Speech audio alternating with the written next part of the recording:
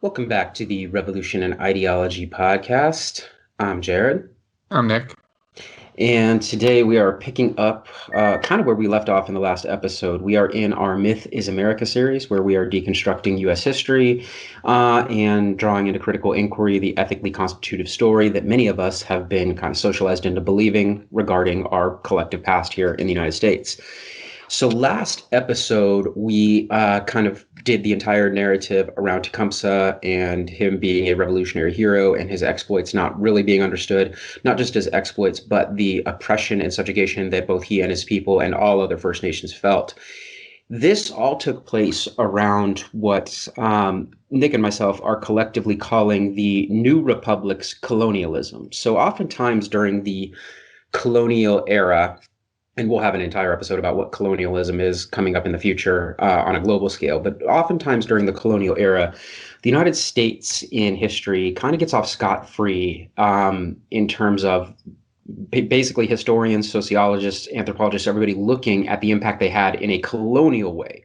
Since they were fresh off winning that war for independence against Great Britain, many don't view them as a colonial power. But in fact, if we look at it from the perspective of First Nations or even slaves, or as we're going to find out in this episode, even the Mediterranean and Africa, there are colonial exploits at play here by the United States, and they follow suit with all of the other basically fundamental problematic parts of colonialism that we see that usually the Dutch or the French or the Spanish or the British or whoever else get blamed for. Any thoughts on that, Nick? No, I was just thinking that this is a period in history, like you said, that is much more complex than I Yes. think often gets glossed over in the regular K through 12 or even higher education, I think. But like you said, the colonial exploits, all of this is so important into this foundational period of the country that oftentimes just gets completely ignored, which I think is key. We're also doing something a little different for subscribers that are used to us. We're clearly doing this remotely, which we usually don't do, but because of certain circumstances, we're doing this one remotely. So hopefully you like it, and let's just get going. So we're going to enter into this after the initial Federalist period, which again, we have a couple of episodes on what federalism is and the major actors and movers and shakers of that time period and what they were about. Well, we're entering in just after that period. We're entering into the Jeffersonian era, for lack of a better term, and it is the Democratic Republicans and just the Republicans that are going to get their first crack at executive power during this time period. Interestingly enough, even though some historians, American historians, like to differentiate some of the architects of this early period as super different from each other, they're really not. Even though Jefferson is from a different party and has some different beliefs and definitely disagreed with what happened during the first two federal executive terms, well, first two, I should say first three if we include Adams, he more or less stays the course in terms of how the executive branch is going to work. He does scale down in terms of his cabinet and things along those lines, and there's a little bit less spending in some regards. But as far as expansionism, conflict, those all become American hallmarks, and they remain American hallmarks. So there is major controversy during the campaign period, and I'm going to be looking at my computer notes as we kind of go through some of this. One of the major controversies that's taking place as there is campaigning just for this first term for Thomas Jefferson is a major slave revolt that a lot of people are aware of. It probably deserves its own episode, and we might give it one here in the future. But for now, we're just going to kind of go through some highlights. It is the revolt of Gabriel, and perhaps his last name is Prosser. I have a question mark there because I don't necessarily like giving slaves their quote unquote masters' last names. It's, I don't know, just personal issue with it. Anyway, Gabriel was born a slave in Virginia, and he was owned by a man named Thomas Prosser. And he was as a slave, he was a trained blacksmith and had taught himself to be literate, which is a common theme among slave revolutionary leaders. We're going to see this with Nat Turner when we do an episode on him as well. He was, and this is a quote about him, about Gabriel, a fellow of great courage and intellect above his rank and life.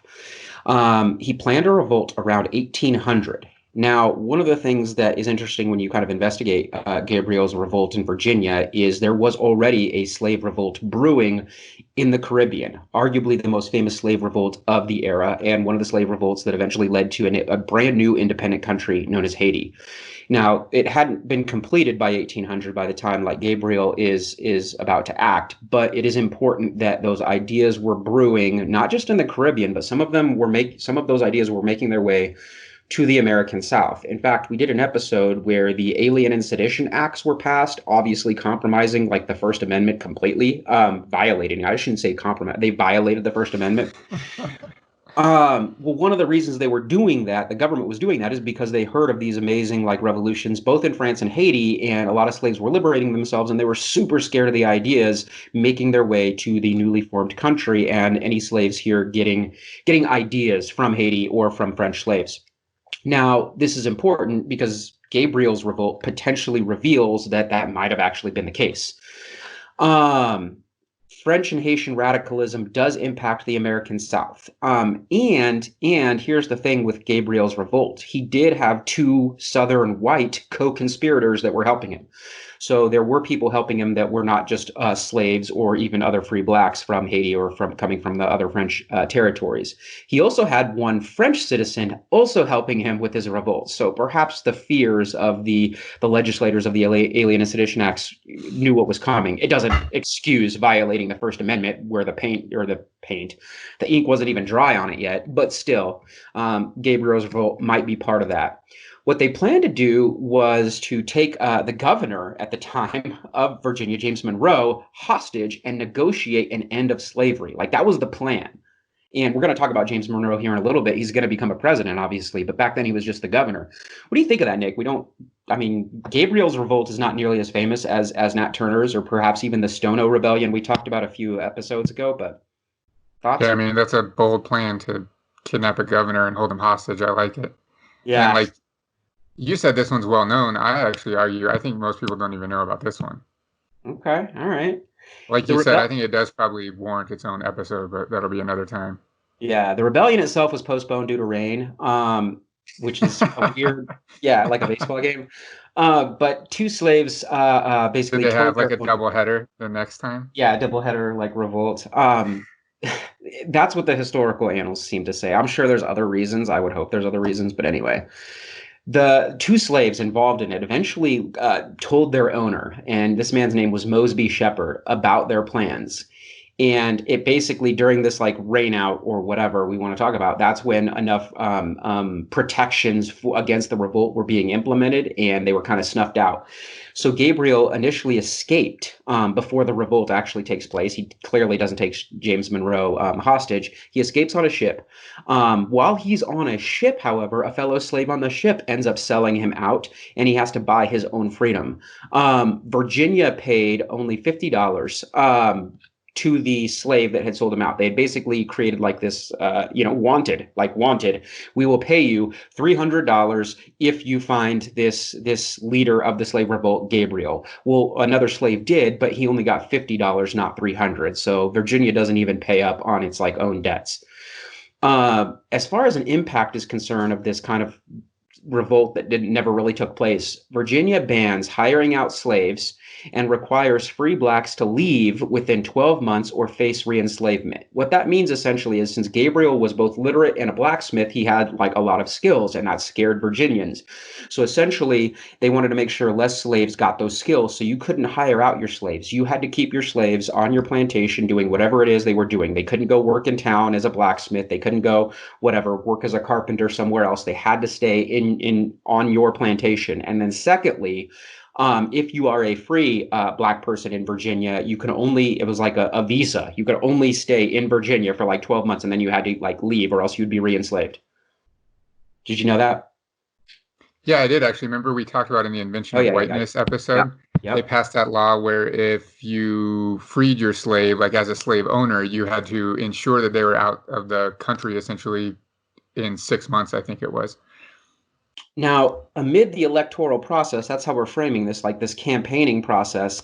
Both, actually, all candidates, but the big ones, like Thomas Jefferson and John Adams, all kind of supported what was transpiring in Virginia. So, a lot of listeners and even students in our classrooms get a little upset when we fillet people of the past. And one of the ones they get the most upset about when we fillet their character is Thomas Jefferson, especially regarding this topic of slavery, because it is true in some of his private letters or private discussions or in the writings of Thomas Jefferson, he does morally and ethically debate slavery, and at times very clearly asserts that he does kind of think it's wrong. However, and I must stress, however, we always respond with, did he ever free his slaves? His own.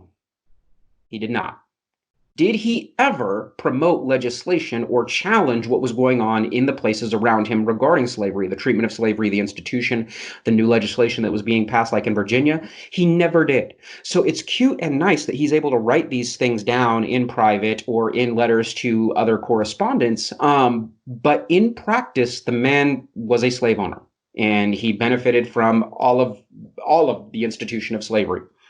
What do you think of that, Nick? Why do so many people want to somehow protect this man's like legacy by saying, "Oh, he had slaves, but he didn't really want them"? Well, he clearly did. Yeah, I mean, it just exposes him as a complete hypocrite. I think it's interesting that we often, when we're looking at historical figures, well, let me backtrack on that. Historical figures whose legacy we want to hold on a pedestal for various reasons because it serves certain functions. We look at their ideas that they wrote about and like their ideal. We put much less weight on their actual behavior. Like you said, Jefferson may have written all of these things, but he never pushed for legislation to end slavery. He never freed his own slaves. So it's neat that he wrote some letters, but the dude still owned slaves. Like that's the end of that conversation. And not only owned slaves, procreated with those slaves, yes, which is highly suspect in terms of, like, again, 100%. now we're talking about sexual abuse or hypersexualization of African American women. Like, all of that comes into play here, and that's what makes this extremely problematic, that people are trying to, like, again, clear his name of any wrongdoing in this centuries old process. Absolutely not. The man was a product of it and benefited from it. Yep. As far as the 1800 election that we were discussing, it is Thomas Jefferson. The ticket is Thomas Jefferson and Aaron Burr versus John Adams and Pinckney. Jefferson and Burr each won 73 electoral votes. Now, the reason this is important, everybody, is this is before there were changes in the process. See, Jefferson didn't like choose Aaron Burr as like his running mate. That's not the way it worked originally. It's basically the first and second place winners, and that's how president and vice president are chosen. So Thomas Jefferson and Aaron Burr basically tie. They both get 73 electoral votes, so both have a right to the presidency. And eventually, the contingent election takes place at a lower level. I guess a higher level than the general population, but a lower level in the legislative branch in the House of Representatives, and the House chooses Thomas Jefferson in a contingent election. I don't feel like I explained that very seamlessly. Nick, you want to help me out? Yeah, like you said, at the time, the president was whoever got the most votes, and the vice president was whoever got second most votes. So there wasn't like a ticket with a vice president and a president running. In this case, Aaron Burr and Thomas Jefferson tie. So the House decides who takes the presidency. And I just want to add, I've always thought that this system, I think we should still use it. I think it would promote less partisanship in like the executive branch. And like the elections would be so much more interesting. So aside from promoting, like, on his campaign ticket, like maintaining, like, again, especially the Southern lifestyle, his roots, etc., he did promote some difference regarding a ideological change in how America was going to grow, or how the United States was going to. I try not to ever use the word America. That's offensive to everybody else on these continents, Peruvians and Guatemalans. But regardless, all right, how the United States was going to grow. He had this idea that we now look back. I don't think he coined this, but we we call it Jeffersonian Agrarianism. Agrarianism is a social philosophy or political philosophy which values rural society as superior to urban society and the independent farmer as superior to the paid worker, and sees farming as the way of life that can shape the ideal social values. It stresses the superiority of a simpler rural life as opposed to the complexity of city life. I'm going to pause for a second and just let you know that that quote, and you don't know this, that quote I just read comes from, of all sources, I'm a history guy, so I love pure sources, but this isn't one of them, Wiki-frickin-pedia. But again, through my combing through a whole bunch of like looking at great definitions for agrarianism, Wiki came out the best. What does that say about the democratization of information? Maybe we're winning a few battles here. Anyway, this idea was challenging, like kind of like the federalist power that was taking hold in the first two administrations. Now, while George Washington himself might have been somewhat agrarian, he was never like a big city guy. Like his cabinet was full of them, and the Hamiltons and the Madisons and all these people, these other movers and shakers, they were really kind of not necessarily about the agrarian lifestyle. Hamilton being like foremost, but he had his whole own episode, so you guys go back, listen to what that dude was about. Anyway, what do you think of this agrarian movement, this ideal romanticized, and I'm using that term specifically because there would also be a literary movement in the United States that would come out of this, like Romanticism and things like that. And actually predates this a little bit, if I'm honest with you. But anyway, regardless, we have this idea that moving out to the country and working hard on your own farm by the sweat of your own brow would make better community because you would have like these other individuals around you all going through these shared experiences, and that's where your bonds would be made. It would also, of course, territorially expand the United States because you need lots of land to have this kind of agrarian lifestyle. But yes, this kind of like simplicity being more the pure American ideal tied to rugged individualism. What do you think, Nick? Yeah, that's exactly where I was going to go with it, is like this connection between that and the United States myth of of rugged individualism, and like going out and claiming your stake in the frontier, and this pure like idealization of the farming lifestyle, and beginning to develop the ethos that's what it was to be American, was to live in the rural countryside and farm for yourself and develop for yourself, and like so on. And I think there's actually a lot of ties to certain movements today in the United States to this idea starting back then, actually. To live that lifestyle, the United States, needless to say, needed to engage further in land dispossession. Now, our immediate prior episode was on Tecumseh, and we went through that entire history, which actually some of it didn't even get started by the time we're kind of back in time a little bit in this episode. So I just want listeners to know that that the prior episode's happening in the context that we're building right now. But these land grabs, like we can kind of see Thomas Jefferson's like purview. Here's a quote in a letter he wrote to David Warden. See, it's funny how we'll use Thomas Jefferson quotes in private letters that he wrote to like try and lift up his character, but we'll ignore these. He wrote this actually in the future from where we're talking about here. He wrote it on December 29th of 1813, but this was like his vision of this of how Jeffersonian agrarianism can come to fruition. And it required, honestly, the removal of Native Americans because that's where the land was going to come from. Well, when we talk about that, that's clearly colonialism by the United States. How do you practice that? In the words of Thomas Jefferson, this unfortunate race, whom we have been taking so much pain to save and to civilize, have by their unexpected desertion and ferocious barbarity justified extermination, and now await our decision on their fate. What do you think of that? Yeah, it blows my mind that people try to defend this guy still. Clearly, like, owned slaves, clearly in writing is justifying genocide. I mean, there's no other word for extermination. Yeah, there's no nice way to put this. That's what it is. Further, I'm going to take it back 11 years. Here's another good one. This is not by Jefferson, but it kind of echoes some of the lifestyle that they were after because it's from the era that we're talking about. John Quincy Adams in 1802, so right around this time period. He says, "But what is the right of a huntsman to the forest of 1,000 miles, over which he has accidentally ranged in quest of prey?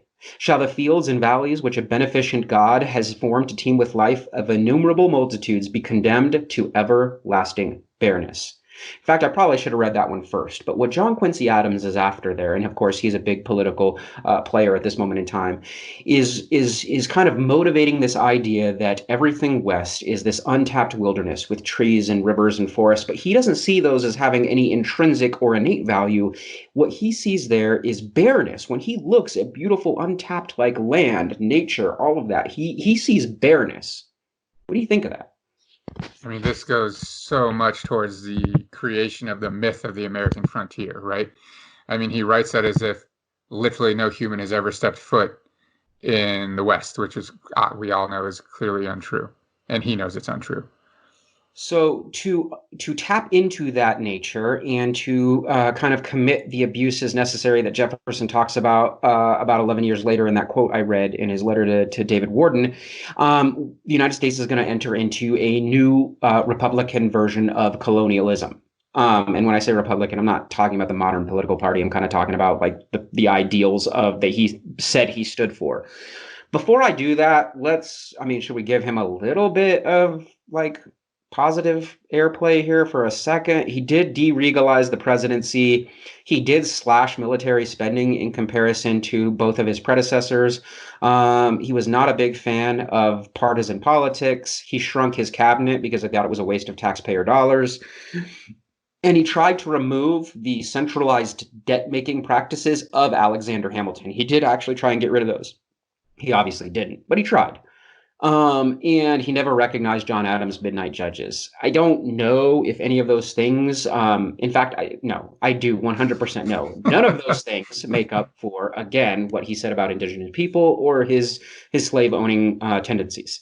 But do you want to fill in any blanks there on what positives may have come to the point where, like, again, this guy's like a major hero, face carved in mountains. Even NPR's got like an hour named after him. I mean, whatever. Any thoughts? I think the second you call for the extermination of a race of human beings, there's no coming back from that, really. Yeah, there is you can't do that. It's not like, I don't know, we wouldn't do this on any other like genocidal maniacs like record. We wouldn't like comb through the letters of Joseph Stalin, but look here, he really loved his mom. Like we wouldn't Although there are people that do that, I guess. Anyway, and yes, I get it. Before we get a comment on it, the kill count between Stalin and Jefferson is not remotely close. I do understand that, but killing is killing, and numbers are numbers. All right. So, right back into it, let's talk about colonialism. Now, I will tell our listeners right now, the most important form of colonialism that the United States would engage in is on their own continent in the move out west. I am not going to actually talk about that right now because the prior episode already did, and it discussed the resistance by Tecumseh. So if you feel like we need to talk about First Nations here and the colonial practices of the United States and how oppressive they were, we literally did it in the episode preceding this one. So just know that these next examples of colonialism are the United States actually getting a little bit more aggressive in its colonial practices off continent. So yeah, let's get going. We get right into trouble almost initially. We have what would break out as, and now historians call them, the Barbary Wars. There's actually two of them. A lot of students are kind of aware they exist. I don't think people go into them in a lot of depth, and we're not either. And the reason we're not is, again, wars are kind of boring. It's the same thing over and over again. Here's some people killing some other people, and that's it. I never understood like the attraction to military history in the United States or really in Western Europe, now that I think about it. Why are we so attracted to learning the details and ins and outs of every single battle that's ever taken place? Oh my God, Patton. Oh my God, MacArthur. Oh my God, like whatever. Like why do we get so into that?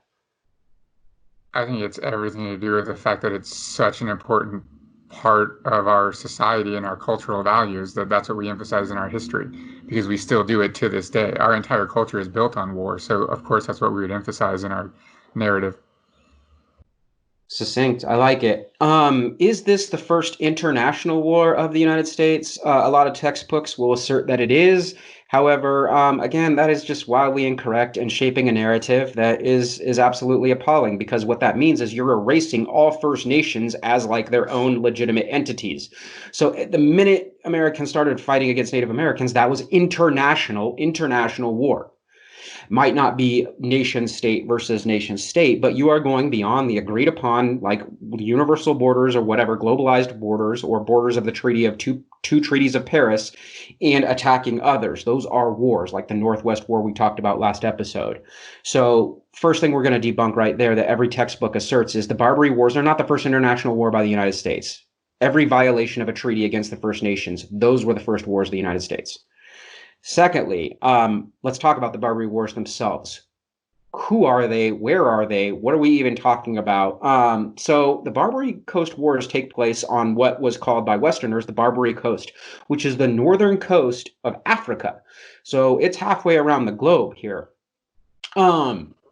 These were basically these North African Corsairs is what they were called, or pirates, or whatever. These were ships that were controlled by various governing entities in the major cities or polities around North Africa. If we wanted to use modern day nation states, Tunisia, Algeria, Libya. They weren't necessarily called that at the time. And when I say like these like kind of like polities, they did in ways answer to like one of the big empires of the era, the Ottoman Empire, but they had an awful lot of autonomy. And in fact, the Ottoman Empire did not exert a lot of power over its far polities like Algiers or Tripoli or Tunis. What was taking place is they controlled basically southern Mediterranean trade. They were good enough on the seas that if you wanted to trade in the Mediterranean and you were an outsider, maybe a European or whatever, you had to pay them tributes to continue to trade in the Mediterranean. They had created like a monopoly along the coast there.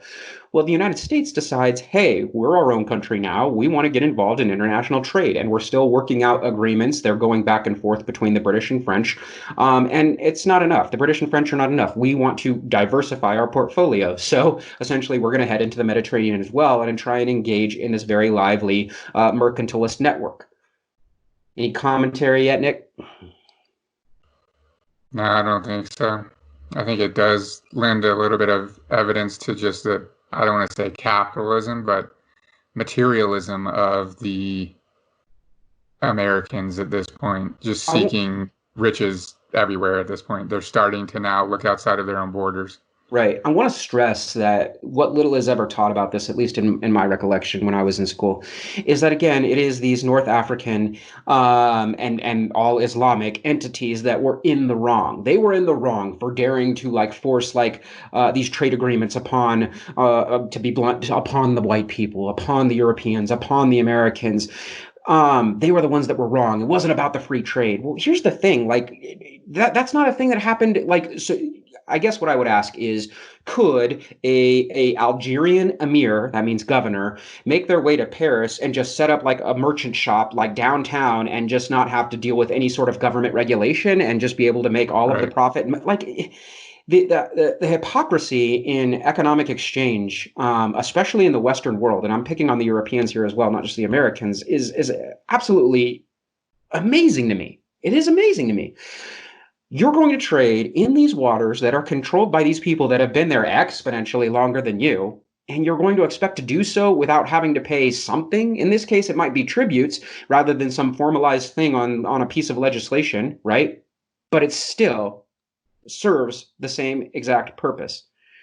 Yeah, the Europeans are not innocent here. A level of like arrogance, right?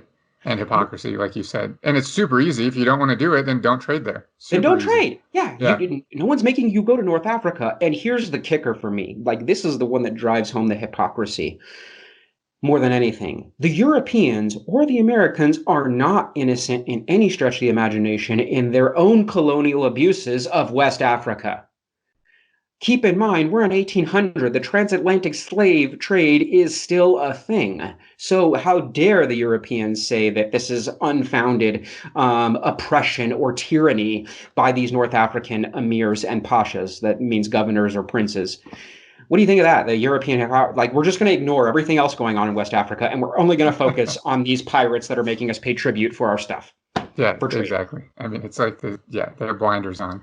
Yeah, Noam Chomsky calls it what? The thief philosophy, where like we're doing something horrible, but if we point somewhere else and yell thief, everyone will ignore what we're doing and go chase the thief. Like, It's unbelievable.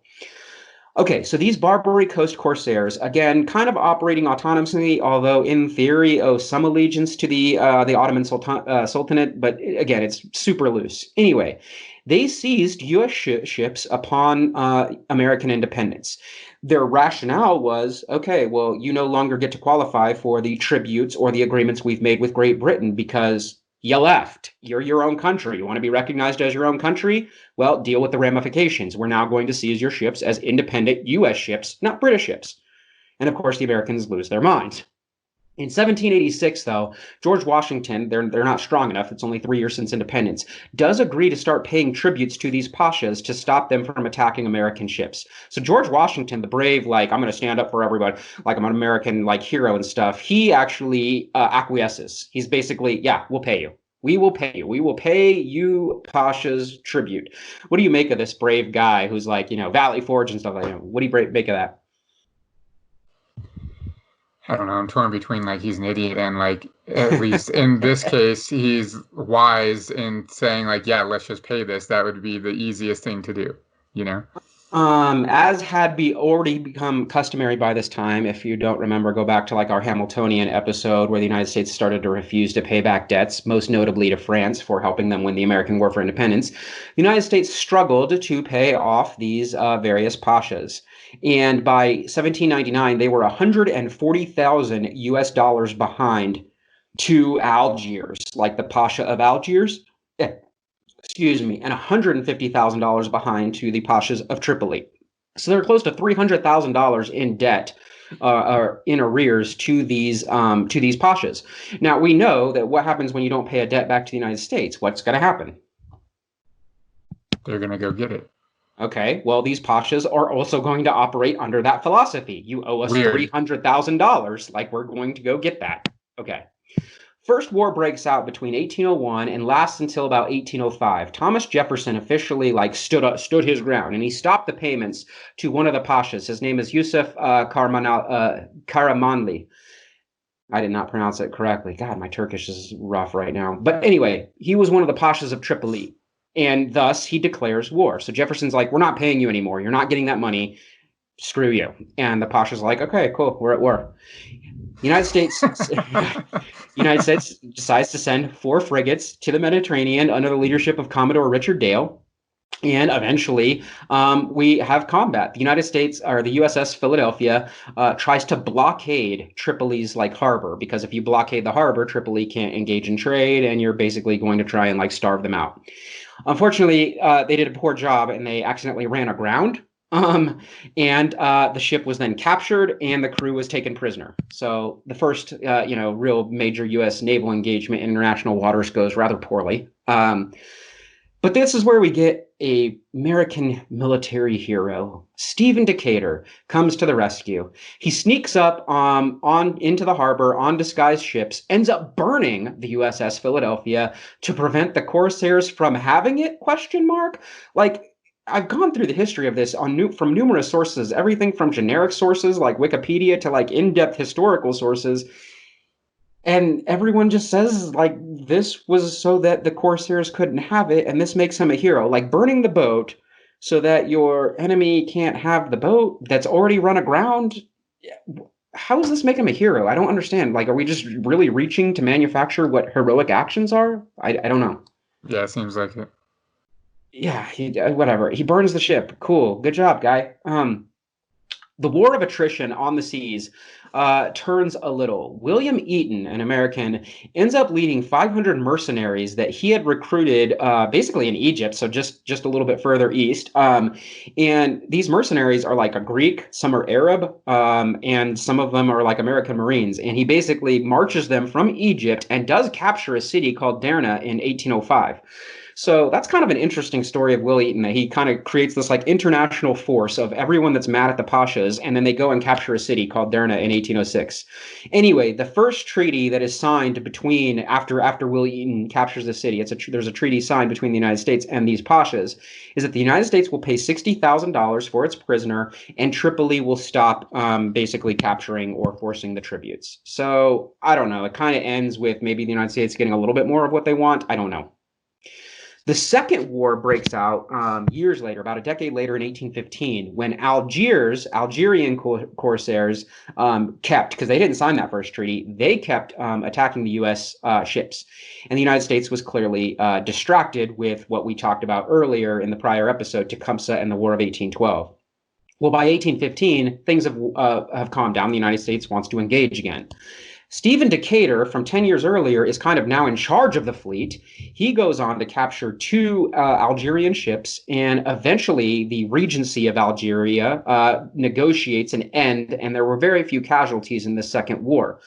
The treaties insinuate a mutual understanding between the United States and the Islamic world, even friendship. I'm going to pause for just 1 second. Again, when you go through the treaties, there are certain pieces of language in there saying that perhaps the United States and the Islamic world, which is large, obviously, it's territorially and much more diverse than the United States is. So, it includes Southeast Asia, Middle East, North Africa, parts of it. It's all over the place. Anyway, but this treaty insinuates that there will be a permanent mutual understanding, again, I'm going to repeat it again, between the United States and the Islamic world, all the way back in 1815.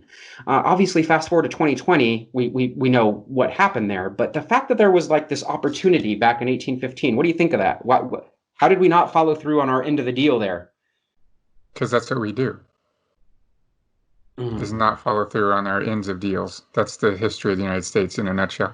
I'm sure there are some listeners freaking out, but what about 2001? Well, the United States had already broken that long before 2001. So, okay. So moving forward, that is like the first attempt not the first, but it is one of the initial attempts at Republican style colonialism during the era that we're talking about. And again, this is all in addition to what's happening in the First Nations. Further, tying the two together, more U.S. colonialism will take place when Thomas Jefferson is able to exploit what's going on in Europe. France needs money for its war on tyranny and its later Napoleonic Wars. And we all know where we're going with this. This is one of the few things in Myth is America that I'm assuming everyone listening has heard of. It is called the Louisiana Purchase. And since everyone has learned about this, I am not going to spend a whole lot of time at all on it. Basically, in 1803, the United States gives $15 million for an untold amount of land. Even though most maps have like that on there now, that's in retrospect. We look at what the United States seized. At the time, it was kind of just a rough estimate.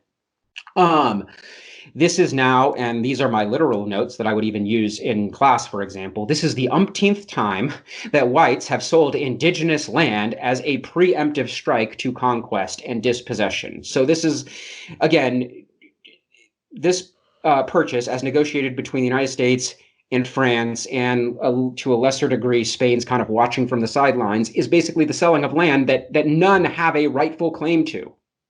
They're selling off indigenous land. In this case, millions and millions of acres that are not theirs to sell. Why did Napoleon do it? He needed money for his wars. Plus, he was dealing with the revolution in Haiti, and he was at war with the English. However, the Native Americans clearly are going to end up upset. And like I said, Spain watching from the sidelines, they're a little bit pissed too, because what France provided them on the continent was a little bit of a buffer between what they saw as the ultra-aggressive Americans and themselves, like their main territories, like in the American Southwest or in South America. They were worried that the Americans, based on their behavior, would eventually come to blows with Spain. And they're right. It takes a little longer, but eventually the United States and Spain do go to war. So they were right. We have the Spanish-American War in 1898. That was already after Spain had lost a lot of its territories due to independence movements, but still, they were right. The United States never stops taking. And this is evidence of that. Thoughts, Nick? No, I think your point is valid about, they're selling land that isn't even theirs. It's like, I don't know why people can't understand this concept, because it's super simple. It's like, if I come to you and say, hey, do you want to buy your neighbor's house from me? You would be like, it's not your house, right? But back then, not a thing. They're like, hey, you want to buy this land that's not really ours? Oh, sure, here's $15 million. All right, now it's ours. And then they just continue to wipe out the people that already live there. It's just ridiculous. Well, once what's done is done in terms of the colonial powers, I suppose. And after the agreement and payments are made, Thomas Jefferson ends up sending out an expedition to explore this new territory, which is the infancy of what we would eventually call manifest destiny. Again, that specific term has not been coined yet. That will be in future episodes when we actually do coin that term. But this is kind of its infancy. And this is where we start to see the manufactured myth, and Nick's brought it up a couple of times in the last 2 episodes, of the West, like this Western mythology, this frontiersman, the miners and the cowboys and the blah, blah, blah, everything that has become, again, this ultra romanticized mythology of the West. It is nothing like what we see in Hollywood films or in comic books or whatever, or cartoons. It's nothing like that. And yet it still perseveres as the American West. And it's kind of interesting. It's not just here in the United States. I mean, you see this all over the world. This mythology of the American West makes its way to like Japan and South Korea and like John Wayne movies being played in South America. Like it is like this complete mythology. But this is where it begins. This is exactly where it begins with this first expedition by, of course, the very famous Meriwether Lewis and John Clark. Their expedition lasts between 1803 and 1806. Again, I'm not going to spend a lot of time on them since it is one of the pieces of U.S. history I do feel like most listeners are very well aware of. There are entire like reenactments of this every year. It's super popular in American history. They start in St. Louis and they end up going to the Pacific Ocean and have numerous adventures. Rah, rah, rah. They deal with Spanish raiders. They end up meeting an indigenous slave woman named Sacagawea. And there's debate about the nature of the relationship that really took place there. But regardless, most people are aware of the expedition. So we're going to kind of keep moving here in theory, if I can find. I do think, though, that like the Lewis and Clark example is a really good example of how we make heroes in this myth that is the history of the United States that serve very specific functions, right? Mm-hmm. So these 2 men and the other men that went with them, and women actually, mm-hmm. Right. The whole myth is that they went and discovered this undiscovered land and like they were up against these, but like people were already there. In fact, if you really dig into the story, there's so many times when they like come upon indigenous people and they're like, we're going to follow the Missouri River to the Pacific Ocean. And the indigenous people are like, yeah, it doesn't go to the Pacific Ocean. It ends in the Rockies. And they're like, people already lived there and already knew everything about that land. Right? This is just the white people that are going out to discover it. And they're not even the first white people. Yeah. The Spaniards had already explored. Coronado made his way all the way up through like Colorado and stuff. And basically he said, he reported back to the Spanish crown, like, what was that? Like 300 years earlier? Like, yo, there's no reason to like heavily or densely settle this area because the water's not going to be a thing. And I only like that quote or that paraphrase. That is not a direct quote from Coronado. But I really like that quote because, I mean, if you look at like the fastest growing communities in the United States today, they're all in the American West, Nevada, Colorado, Arizona. These are the fastest growing territories, and we're out of water now. Like, so Coronado foresaw, and I don't even like Coronado because he's a bad dude, but whatever. He even foresaw, like, come on, jackasses, there's no reason to be here. Like, anyway. But I think people need to understand that, like, yes, Lewis and Clark went and explored this area, but people are already living there. And the reason that we make heroes out of them is because it fits a very specific function within the mythical narrative of the country. Not because they actually did anything that was really exceptional. Human beings had already done it. Absolutely. There's a cool quote from historian named Lott at this point. He says that what Lewis and Clark found was not a wilderness, but a vast pasture managed by and for Native Americans. So it was not untapped, like the John Quincy Adams quote that we read earlier, that it was intentionally left as pristine as possible because the way of life and the interconnectedness that these individuals felt with their immediate environment and the flora and fauna and everything around it needed to remain as pristine as possible to perpetuate. And this goes back to circular tribalism. If you don't know, check out other videos on our channel what circular tribalism is, to promote this reciprocal relationship between humanity and the greater world around it. And they understood, and we use the term now, sustainability. That's what we like to talk about. But these people understood sustainability before there was even a word for it. And that's what we see in this quote, that these things were left intact, not because these individuals did not know how to manipulate the land or didn't want to have industry or anything or progress. They understood that those things are not sustainable. And that leads to a trajectory of unsustainability. Anyway. Well, I think it's important to note that by using the rhetoric that these are all like untapped resources, it completely minimizes the agency and the humanity of the indigenous peoples that already live there. because you're not talking about how, well, they have these advanced societies and they have chosen consciously to leave this land undeveloped and this land slightly developed and to live off the land in this way. Instead, it's just, yeah, they don't know what they're doing, so we're going to come in and do it.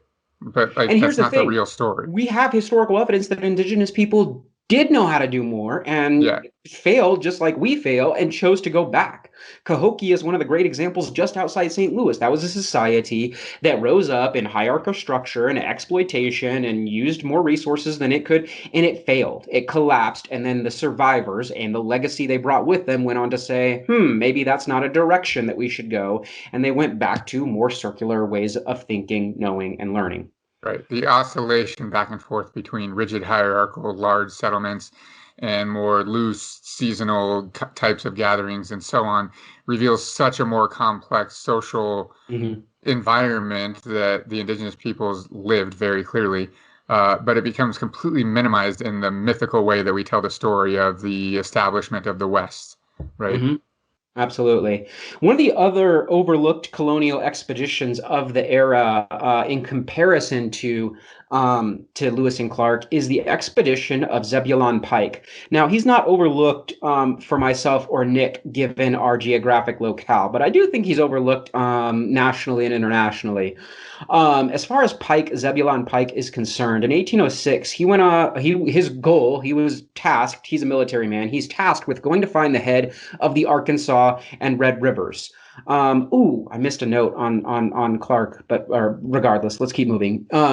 In 1806, he was charged with going to find the headwaters of the Arkansas and Red Rivers. He was also tasked as a military man to spy on the Spanish and explore the possibility of acquiring more land from them somehow. So I want to stress that all the way back in 1806, the United States military was already thinking of how it could eventually acquire what we now know as Mexico. Again, this is before the Mexican-American War. That's still 4 decades in the future at this point. All the way back in 1806, American military was already looking about how it could acquire Mexico. What do you think of that? Yeah, I mean, it just gives us example of where their mind's at already. Like you said, 4 decades ahead of the actual event, they're already thinking about conquest and how they can spread further. He goes on to capture some Osage hostages, so he captures Native Americans and forces them to be his guides. Again, this is against their will. These are guides that did not choose to be Pike's guides. He is basically making them guide at gunpoint. And he guides them into southern Colorado and into other Spanish territory, knowing full well where he was, that he had clearly danced outside of the generally agreed upon borders of what the French sold the Americans, and he is clearly now in Spanish territory. The reason this is important is what we think was taking place, or what some historians assert was taking place, is that he is surveying the opportunity of an invasion of southern Colorado, starting in southern Colorado and ending, obviously, wherever it would end as they enter into Mexico. Which, again, it's wild. We're doing a whole episode, of course, on the Mexican-American War in the very near future. But regardless, one of the things that's popular in the world today, in the United States political atmosphere, is this idea about immigration and building walls and so on and so forth. I cannot stress this enough. Literally, where good portions of us are standing, or you, I will say you, not us. I don't want to be accused of this. Where a lot of these Americans are standing was Mexico. They're making these arguments against immigration from territory that was essentially or eventually basically annexed by the United States against Mexico's will. Especially in places like southern Colorado, Arizona. Arizona in particular, there is like a wild and rabid like border security like culture there, and it's just absolutely appalling. It is absolutely appalling that you have the balls to stand on stolen land, not just stolen from Mexico, but stolen from First Nations, and to just have the political views and biases and want to exert yourself the way you do in military action along this quote-unquote border. It is absolutely obscene. That's a tangent. I could probably go on, but I must stress, if we go back to the history that kind of inspired this tangent, 1806, the United States was already looking at ways that it could annex Mexico. So any thoughts, Nick? Nah, if I get started on that tangent, then it's going to be a long episode. Yeah, like it is a tangent, and it needs to be fleshed out further, and it will be in the Mexican American War episode. So, okay. Anyway, Pike's already pushing into Mexico. He published his own findings, of course, in the title. If you ever read it, it's super boring. It's his journey, the expeditions of Zebulon Pike, and he further romanticizes the colonial rationale of the West and his adventures there. And it is wildly popular during his time. It is a popular seller all along, like the Midwest and the East Coast, and it motivates more and more people to want to come, of course, out to the frontier and try their luck as an adventurer. And then eventually we know it's not just going to be as an adventurer, it's to get land, and then eventually it's to get minerals when we start having, gold rushes, so on and so forth. I think they should have had a subtitle like "The Expeditions of Zebulon Pike: How I Almost Climbed a Mountain." Yeah. His peak is looking over us these days. Okay. It's funny because every time, I don't know, I've climbed Pike's Peak, I don't know, 20 times or something. And every time I think about how he didn't make it. And yet it's still named after him. Not that it's easy. Like in the winter, that's a ridiculous climb, but still, like you didn't make it. You never did. And it's still named after you. I got to give you credit, man. I've only driven it. But yeah, not a hiker.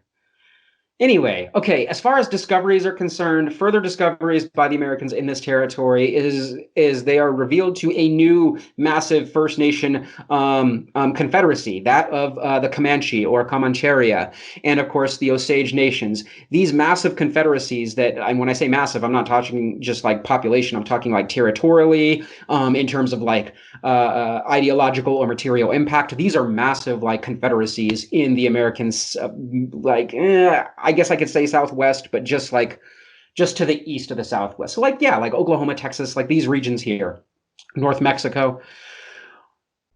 What they sought to do, rather than formally or militarily occupy the Osage Nations or Comancheria or the Comanche Nations, was to create economic dependency, a la the Ohio Valley example that we talked about in the last episode with Tecumseh.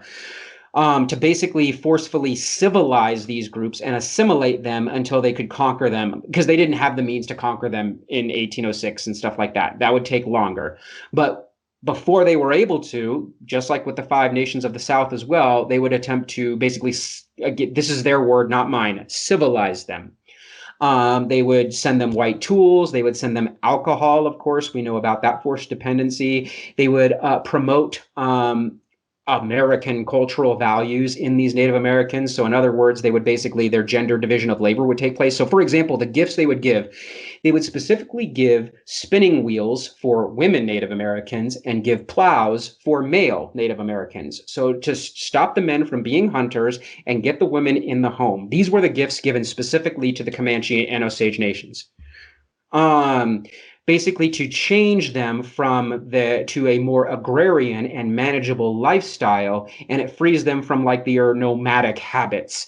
This would be ripe for eventual plunder, though, for the Americans. Why would making like the Comanche and Osage nations basically change these like their work and consumption habits? How would this be ripe for eventual plunder by the Americans when they do get down into Oklahoma, Texas, North Mexico? I mean, first, it creates a dependency on the quote unquote American way of life. But I think the most important thing is it turns them into docile bodies, basically, by having them abandon their traditional lifestyle and sort of like, I don't want to say lose their skills, but become skilled in this other way of living. It makes it essentially impossible for them to go back. For sure. It's during this time that we are going to, like back in Washington, we're going to transition into the James Madison presidency, which is really just more of the same. He kind of followed a lot in Jefferson's footsteps in many ways. I should say this, though, about James Madison. We've picked on him a lot in past episodes. He was definitely a Federalist at one point. By now, I will stress that he has switched. He's flipped to Democratic Republican. He is no longer a Federalist. He broke with Hamiltonian economics, those types of things. So he's actually flipped. He did not like what was taking place under the first two executive branches, to be blunt. I don't know if you want to add any commentary to James Madison, like flip-flopping a little bit here. I don't see it.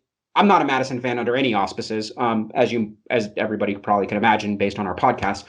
But one thing I would not critique him for is flip-flopping. A lot of people are critiqued for that, but when people talk about flip-flopping, in my opinion, it's like, well, when new information is introduced and you choose to like stand by like your old antiquated ways of thinking, you're the idiot. Why would you not change or evolve your ideologies or thought processes when new information is presented to you? I don't know. What are your thoughts on flip-flopping? I think it's weird that people get upset when people flip-flop.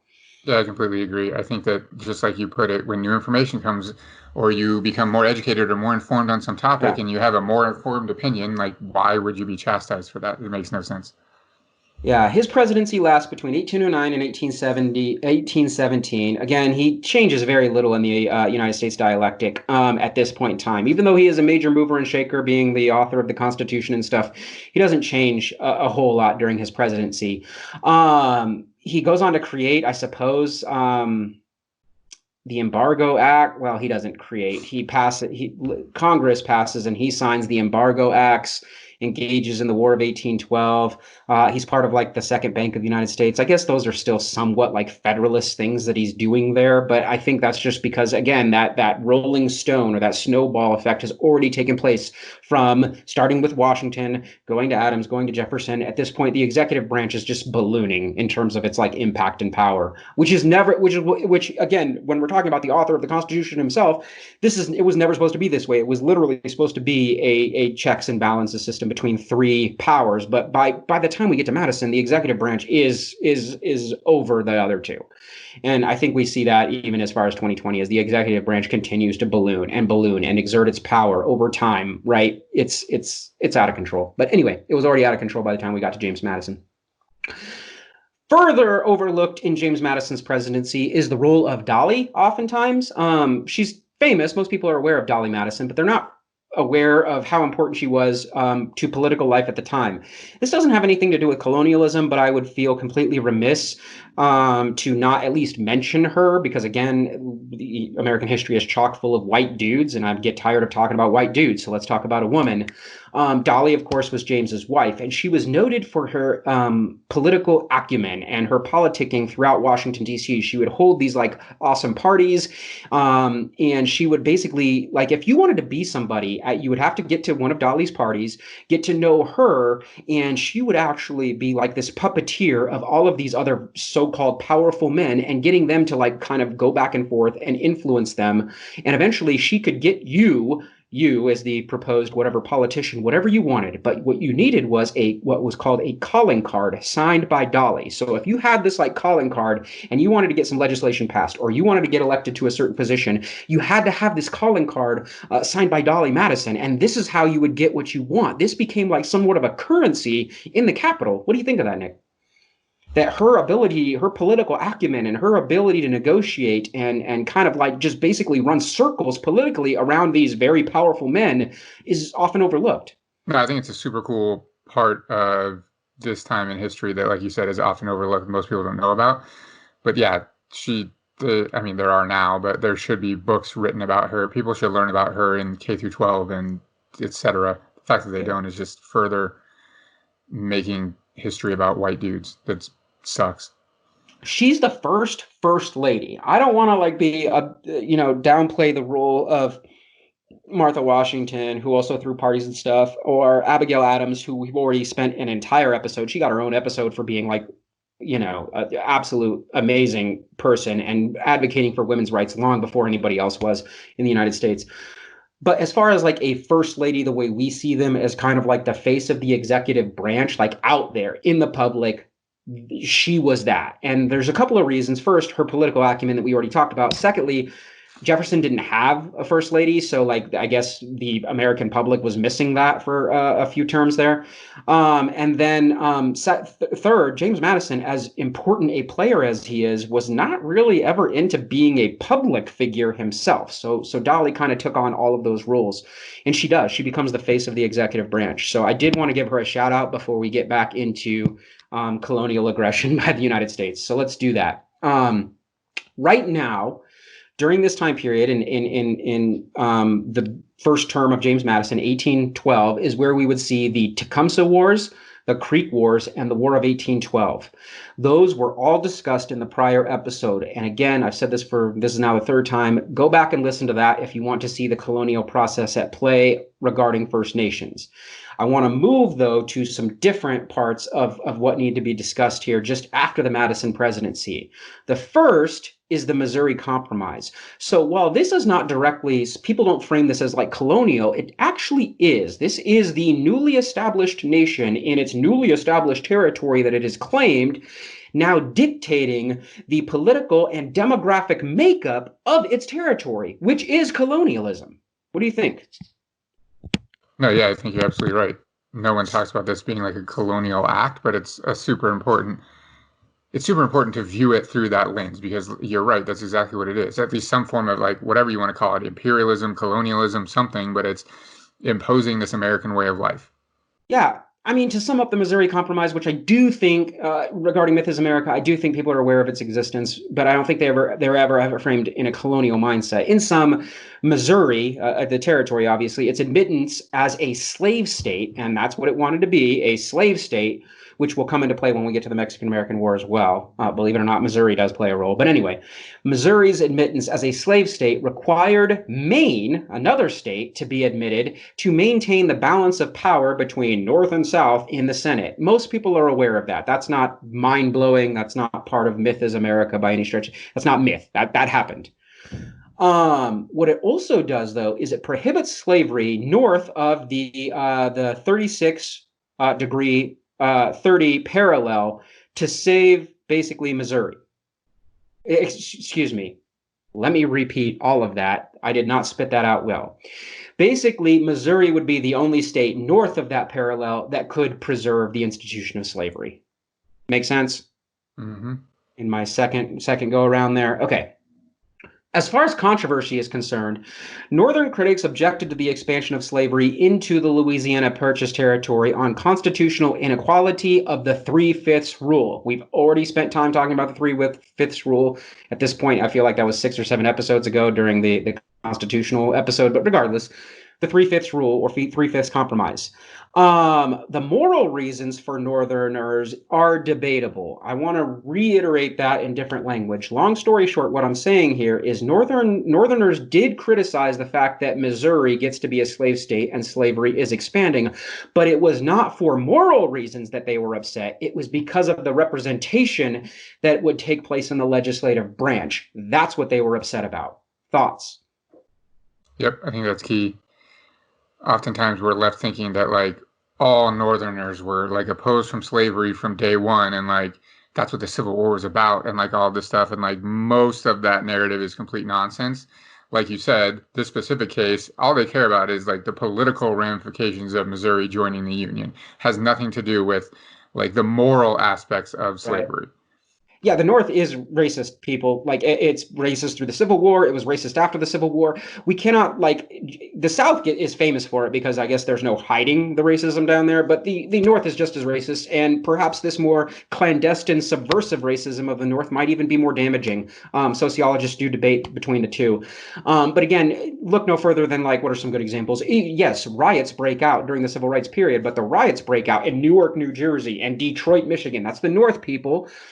What was it, last year? Boston was just rated most racist city in America, like over Atlanta or Decatur or whatever, like Mobile. Like, yeah. So, I mean, it's a thing. It's a thing. Okay. Yeah, I'm not letting the South off the hook, by the way, Dick. But I do think this whole, like, North-South in terms of, like, some sort of moral or ethical discussion, I think that is completely obfuscated. Both are morally and ethically. Yeah. Well, and the fact that the whole story of the Civil War becomes this moral, like, battle is also completely ridiculous. And, like, that's what lends to us thinking that, like, well, the Northerners were morally correct and the Southerners were, like, they were unethical. And, like, when we start speaking in terms of morality and ethics, like, we've lost what the war was actually really about. Like, yes, were there some people fighting because they were against slavery? Obviously, that's true, but that's not the full story. And I think it's so oversimplified. Right.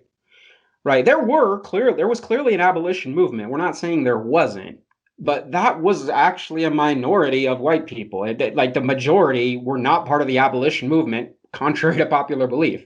So yes, we would like to celebrate the John Browns and the William Lloyd Garrisons and the Grimke sisters and these quote unquote white advocates for abolition. We do, but they're not the majority. That's why there's only a handful of them that I can name. Like, so, okay. Yeah. All right. This does divide the nation along sectarian lines a little bit, and we can call all the way back to the very famous Mason-Dixon line between Pennsylvania and Maryland regarding like policies there. The Kansas and Nebraska Act, as far as legislation, effectively repealed what took place back the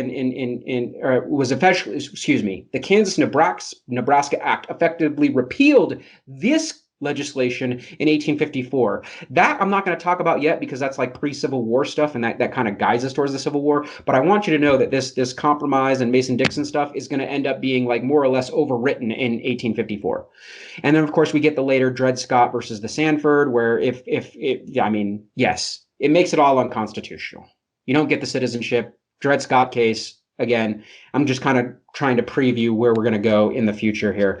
But I want to get back to the Missouri Compromise in terms of colonial impact. What we see here is the United States continuing to expand its territory, exert its control over this territory, and then, of course, this is where we get like the kind of like the organization of things, or like this creation of borders, this very positivist mindset as colonial.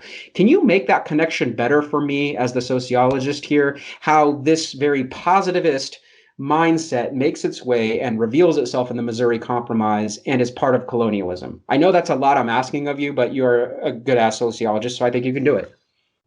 Yeah, I think this demonstrates this sort of tendency, I guess, specifically in the United States in this era, to basically divide things up and categorize them and start to essentially taxonomize the land and the political policies and the people themselves, and put people into categories, essentially so they're easier to manage, right? People, my students, and like we debate this all the time, we're like, well, it's just human tendency to put things into categories. Like, okay, fine, but that's not why like the politicians and the leaders at the time are doing it, right? They're not like, oh, well, I instinctually, as like a primal human, put things in categories, so here's Missouri. Like, that's not how it works, right? They're doing it very specifically so that they can more easily rule over this geographical territory and the inhabitants of that territory. And it just lends itself more to the expansionist nature of the people that are leading the United States at this time and the citizens themselves. That was good. Love it. Okay, so as we move on from the Missouri Compromise, I want to get into the eventual like rise and presidency of James Monroe, mostly because, again, I don't care about James Monroe or really any president. They're all equally problematic for their own various reasons. But because I want to talk about a very important piece of legislation that comes from the Monroe era. But before I do that, I want to get again into this dude's mindset regarding, again, we're at it, colonialism. This is what he had to say about like the territorial land grabs and dispossession that were taking place as of 1817. And he wrote this letter to a dude named Andrew Jackson. And we know about this dude, and he's going to take this to a whole new level shortly. But before he does, he hears from James Monroe here on October 5th of 1817. He says, the hunter or savage state requires a greater extent of territory to sustain it than is compatible with the progress and just claims of civilized life, and must yield to it. Nothing is more certain than if Indian tribes do not abandon that state and become civilized, they will decline and become extinct. The hunter state, though maintained by warlike spirit, presents but feeble resistance to the more dense, compact, and powerful population of civilized man. What do you think of that? Oh my God, there's so much in there. The use of the term civilized extensively. Like, so his categories here, right, are the hunter state and the more civilized man, right? And the hunter state, even though it's warlike, basically presents no opposition to this civilized way of life. And there's so much, like, this is neither of our expertise, but we love talking about this, like the impact of geography here and land and how it's talked about and sort of the discourse that surrounds it, right? So his specific words are, this hunter state requires much more land in order to sustain itself than our more civilized way of being. So ours is better because, like, it's nonsense. Well, yeah, it requires more land because they're not completely pillaging the environment. Like, weird, you know? Yeah, so much there. Such an asshole. I like that quote because while it references his feelings on indigenous peoples, it's also a good precursor to how his way of thinking would end up more or less culminating in what we now know as the Monroe Doctrine of 1823, because he'll kind of like transpose those thoughts beyond Native Americans, and he'll transpose them on all of Latin America.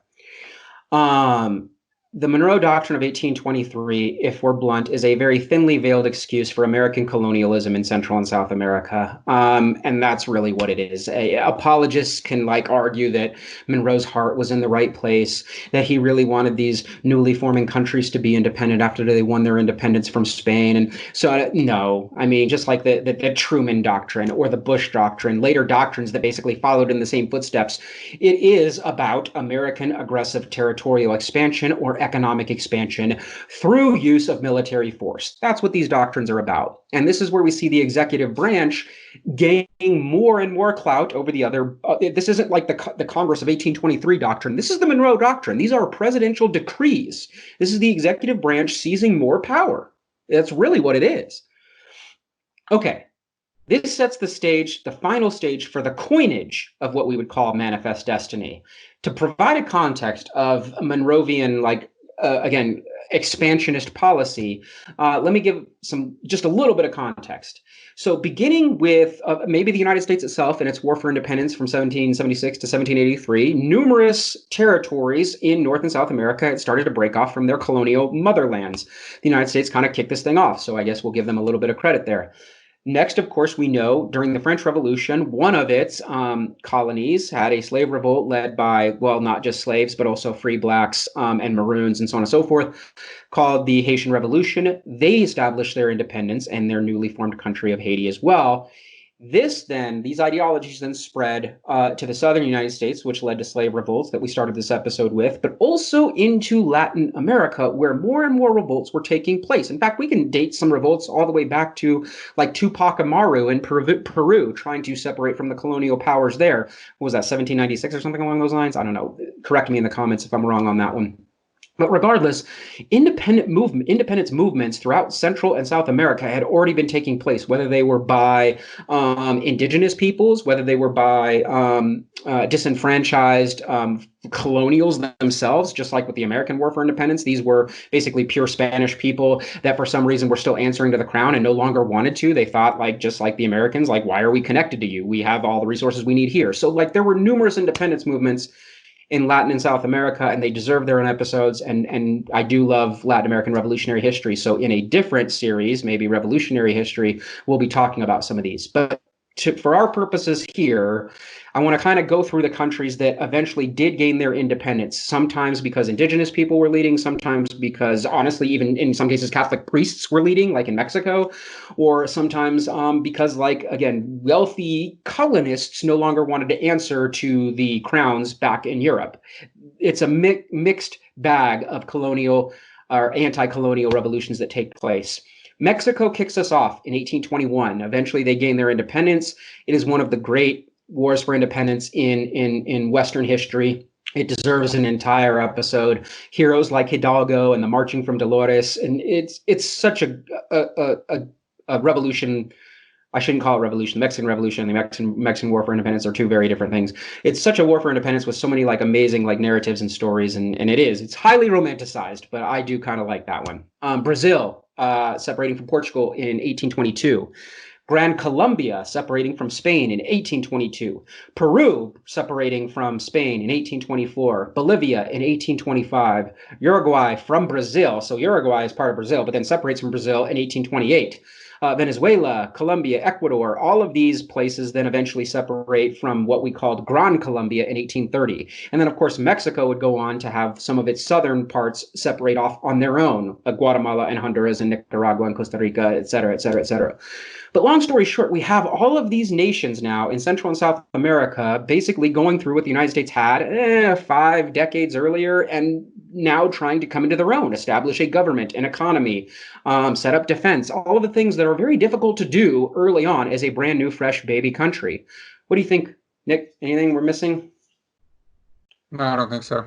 There's so much in this period that we're going to have to gloss over for now, obviously, but the revolutionary period throughout, or the independence period throughout Latin America. Again, these are two different things. I need to be clear. Independence period in Latin America is fascinating. It is fascinating. Okay, anyway. The Americans are watching all of this take place, and they're licking their lips. Let me be blunt. Without Spanish protection, it's America is going to be the player here, and they are now going to be the new colonial influence on these territories. And they're going to do so under the auspices of keeping them safe from other colonizers. That's the Monroe Doctrine, that we will be the influence over these, and we won't necessarily just start marching in there like they did, but we will dictate your economic policies, we'll dictate your political policies, we'll even help you choose your leaders. That's what the Monroe Doctrine is about. It is a softer form of colonialism. Can we call it that? I liken it to like the mafia, right? Like, we're the mafia, and you need to hire us to protect you from the mafia. And you're like, what? Yeah.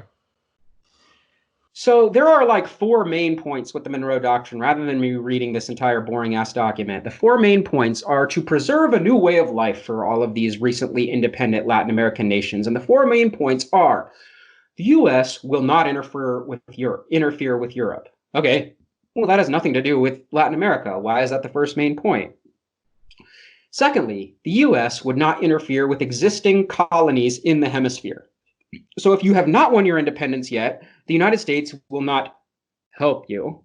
Okay, fine. Third, the Western Hemisphere is now closed to all future colonization. That's a big one. The United States is now asserting, under the Monroe Doctrine, that no other colonizer is allowed on this hemisphere, North or South America. What do you think of that? It's bold. It is bold. And it basically is asserting that who is the one running the show here. By even making this doctrine, this is assuming some sort of authority over everyone else on the 2 continents. Yep, 100%. Which is ridiculous, because Spain, if anyone had a claim to dominance, it would have been Spain at the time.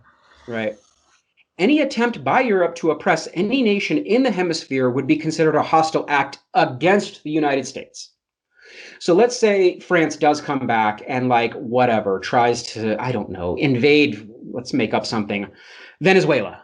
For some reason, France decides it's going to invade Venezuela. The United States would see that as an aggressive act against the United States. I mean, just that one point makes all of the territory sort of a de facto colony of the United States. Because at the very least, the United States is like the big brother that's ensuring their protection. Right? Even if they don't want it, the Monroe Doctrine is going to make that policy, So I'm going to read an excerpt here that is wildly important. This does come from the doctrine, but I think there's some things that we need to, again, blame here. We owe it, therefore, to candor and to the amicable relations existing between the United States and those powers to declare that we should consider any attempt on their part to extend their system to any portion of this hemisphere as dangerous to our peace and safety. Pause. Break that down, sociologist. I mean,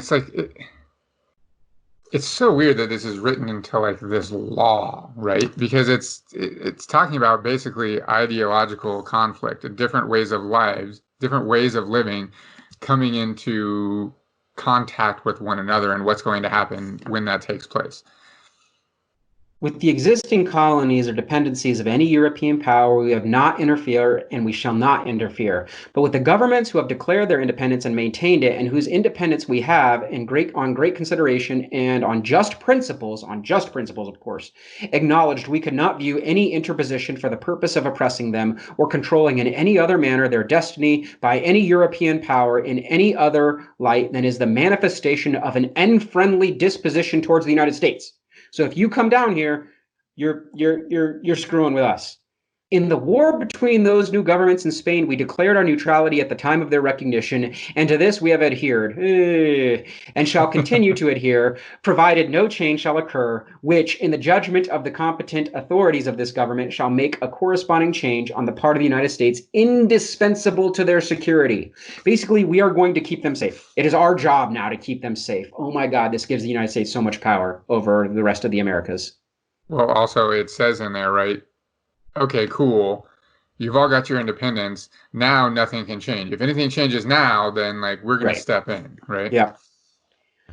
But in regard to these continents, circumstances are eminently and conspicuously different. It is impossible that the Allied powers should extend their political system to any portion of either continent without endangering our peace and happiness. Nor can anyone believe that our southern brethren, if left to themselves, would adopt it of their own accord. Yeah. So when we take this language, which sounds again like just like the United States is championing the independence of these Latin Americans, just like the United States is fighting the evils of communism throughout the Cold War, or just like, of course, it is fighting terrorism all over the world, and we need the United States to come keep us safe. This is the origin of this. Mm-hmm. And what does this mean for the people of Latin America? How is this going to benefit them? Well, let me be wildly blunt. It is not. Here are some highlights of the Monroe Doctrine in action that we will be talking about in future episodes. Some of them might even get their own episode. First and foremost, upcoming, the Mexican-American War in 1846, in which the United States would argue it was saving Mexico from itself. Let me be blunt. 55% of Mexican territory was annexed by the United States after the Mexican-American War. Was that helpful to Mexico? Right. The Big Brother policy, literally, that's what it's called in 1881, where Latin American markets must remain open for the United States so that they could guide them in U.S. ways of course, economic growth. Of course, dictated by the U.S. dollar, dictated by American business leaders, and meant to profit the United States first and foremost over the nations of Colombia and Peru and etc. Yeah, this is like, it's not the first, but it's sort of the evolution of using economics to dominate internationally.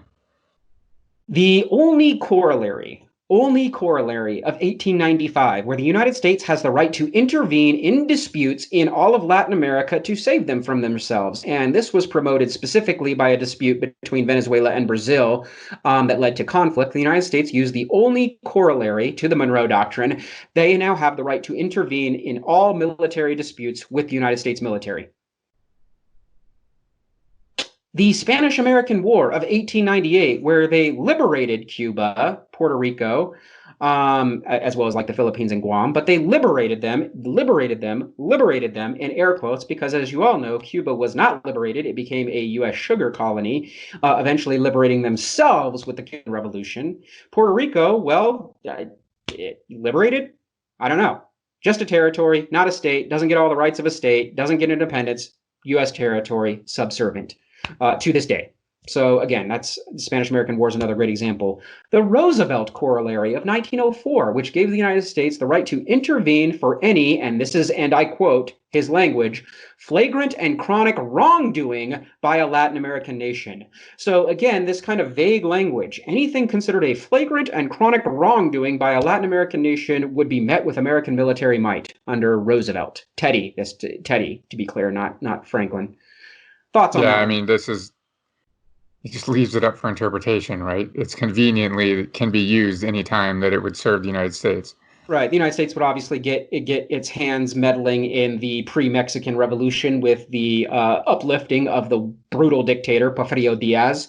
They would then get their hands muddy by basically playing political roulette during the Mexican Revolution between like 1910 and 1919, supporting different leaders and then unsupporting different leaders, Huerta and Obregón and all of these other people. Like the United States was already getting into the dirt. We know what's going on with Panama and the Panama Canal. This is colonialism. And if not, imperialism, although we'll probably have an episode distinguishing the two if we can, if that's even possible. But yes. We go further. I mean, even the 1960s, we've got Operation Condor, which is a United States like CIA operative under John F. Kennedy, everyone's favorite John F. Kennedy, that was meant to go down and economically sabotage any Latin American countries that might have some socialist policies. It led to like the rise of guys like Augusto Pinochet in Chile, who killed like 40,000 of his own people. This is U.S. meddling to a T. This is colonialism. Nick, what do you think of this Monroe Doctrine? I'm skipping over so many different things. Basically, every nation state in Latin America, to the best of my knowledge, save I think 2 or 3, have at least dealt with one U.S. invasion in their history. I'm trying to think the 2 or 3 that have not, and I should have a list in front of me, but I don't. I don't believe the United States invaded Paraguay yet or ever. I'm trying to think of some others.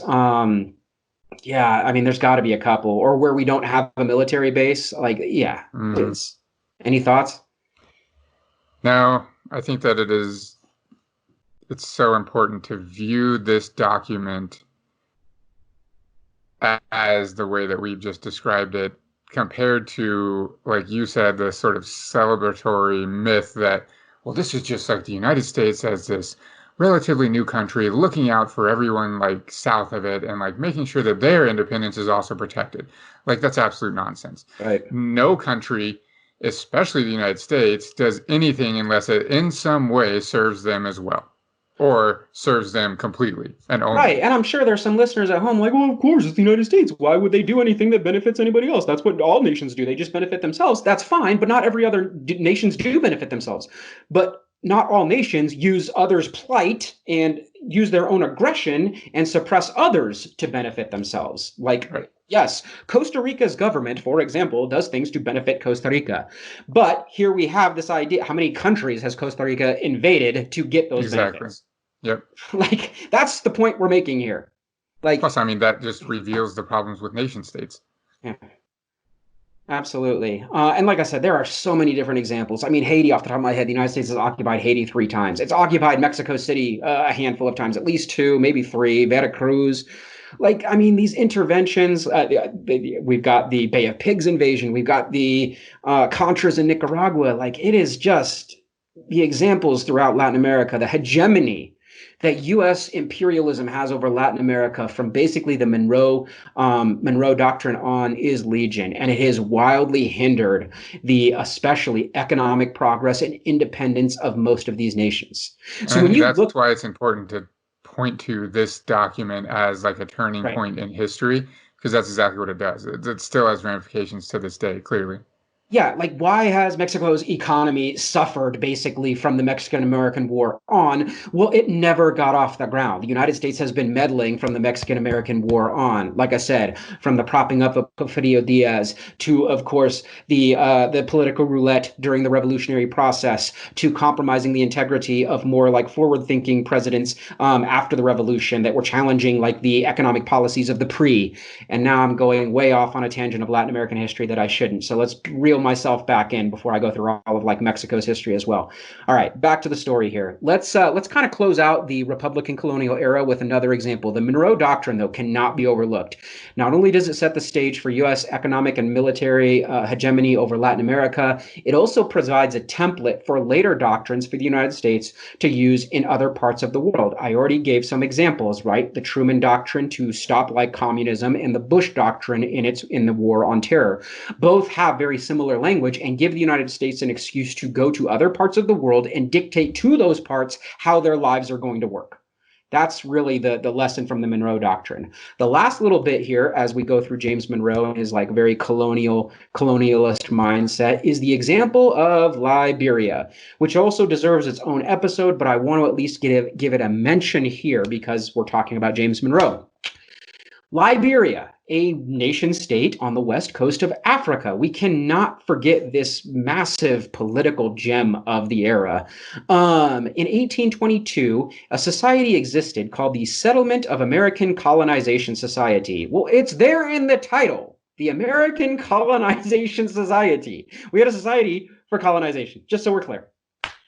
The goal of this society is to bring American ideals to Africa.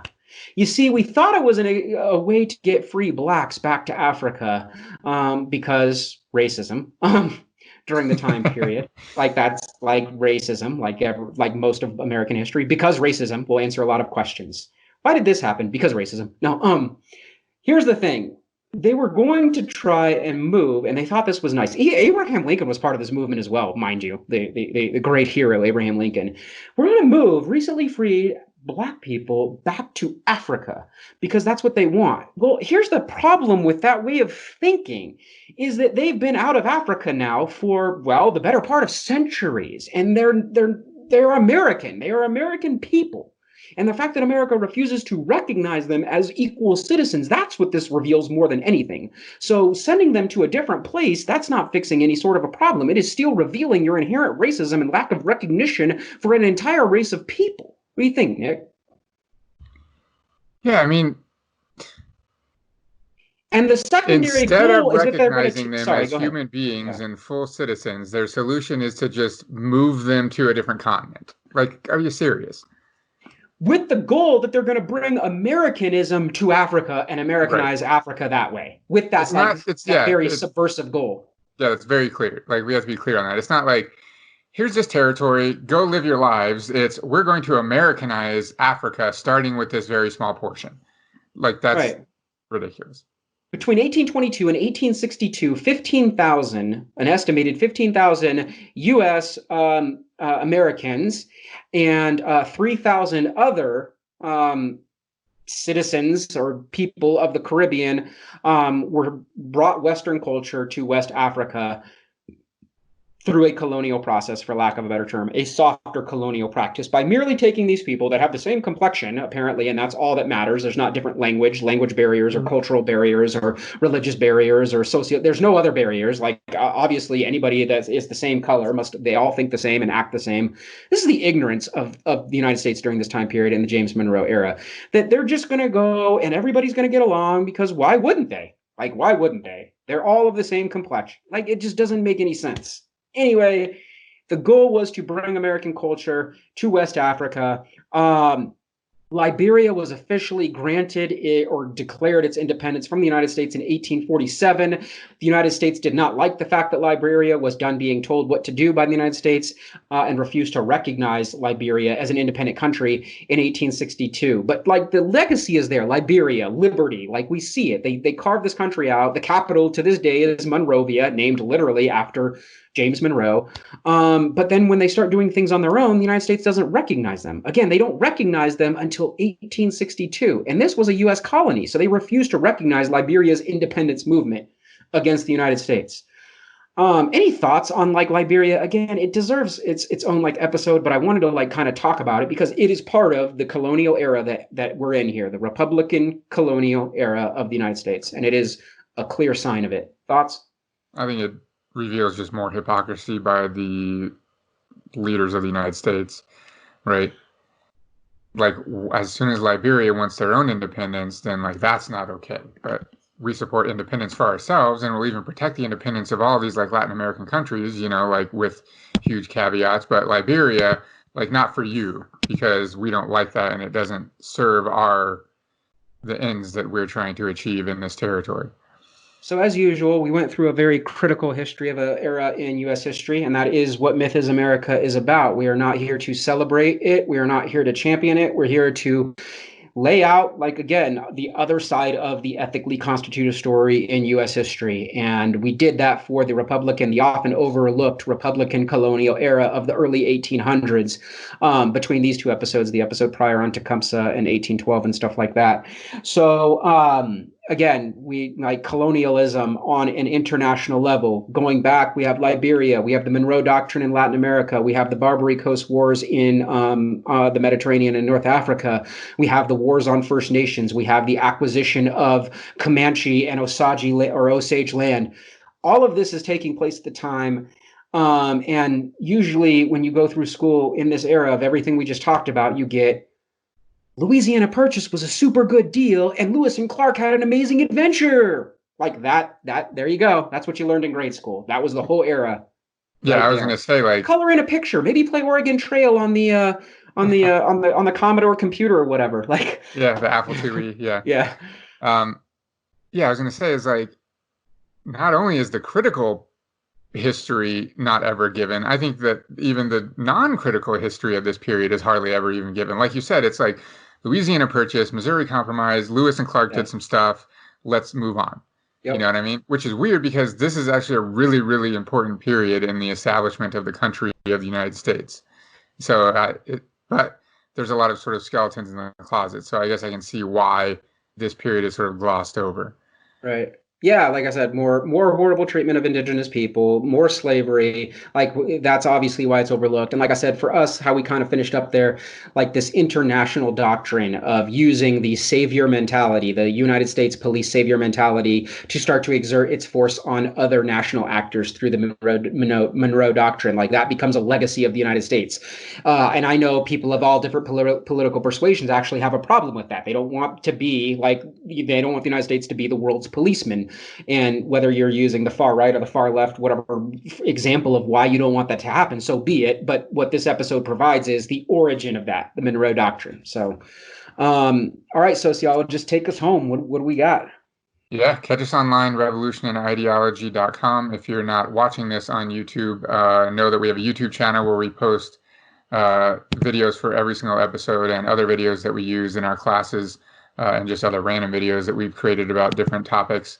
Leave us a rating and leave a comment on whatever podcast app you're listening to, or if you're watching it on YouTube, leave us a comment and like the video and subscribe to our channel. Tell your friends about us if you like what we're doing. Share the podcast, share the YouTube channel. That's it. I'm Nick. I'm Jared. Later.